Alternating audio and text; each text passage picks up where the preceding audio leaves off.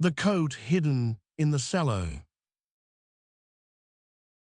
On reclamation of the refused. A man kept in the cellar of his house a coat he had refused to wear. He had bought the coat in his 22nd year in a market in a city he had been visiting. It had been a coat of an unusual color, somewhere between deep red and rust, with a heavy cloth, a wide collar, and a row of buttons that were not quite like any buttons he had seen elsewhere. He had bought it on a whim. He had worn it home.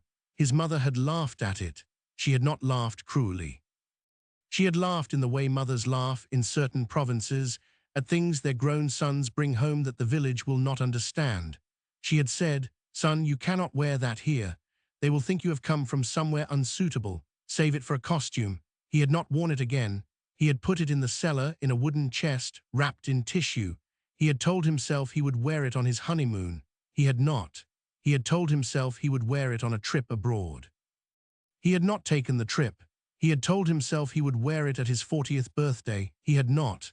He had not, in fact, worn it for 50 years, but he had gone down to the cellar once a year and looked at it. He had unwrapped the tissue. He had taken the coat out. He had held it up. He had looked at it. He had run his hands over the cloth, which was still, after 50 years, as fine as the day he had bought it. He had refolded it. He had put it back in the chest. He had gone back upstairs. The coat had not aged. In his 73rd year, his mother having been dead for 20 years and his wife having been dead for 10 and his children having long since left the house, he went down into the cellar one autumn afternoon and unwrapped the coat. He put it on. It fit perfectly.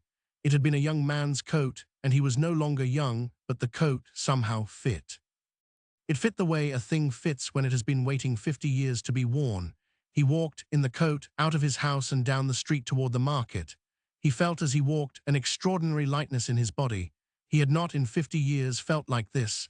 He had carried all those years the weight of having refused himself. He had not known he was carrying it.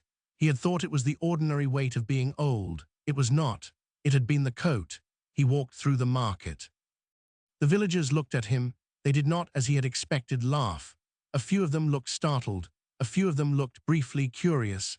Most of them simply did not notice. The villagers were busy with their own lives. The coat was, after 50 years of imagined humiliation, simply a coat on an old man walking to the market.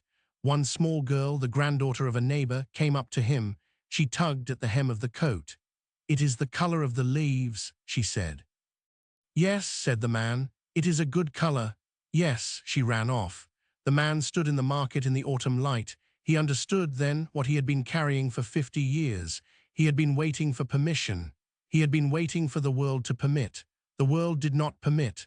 The world was not, in the deepest sense, in the business of permitting. The world was busy. The villagers had their own coats to think about. The mother who had laughed had been a young mother in a province that no longer existed. She had been afraid of something he had not understood. She had passed her fear to him in a single laugh. He had carried the laugh for 50 years. He went home. He wore the coat to dinner. He wore it the next day. He wore it after that, every day until he died. When he died 12 years later, his children found, in the cellar, the wooden chest with the tissue paper still inside, neatly folded, smelling faintly of the coat. They folded the coat after the funeral back into the chest and gave it to the small girl who had spoken to him in the market, now a young woman of 17, and she wore it herself in the streets of the village in the autumn light, and it fit her also. It had been all along waiting.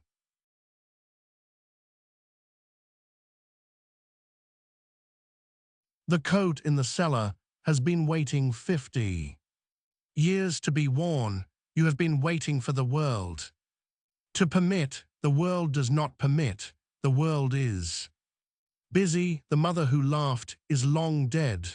The villagers do not laugh. They did not, in fact, ever intend to. The work is to put on the coat.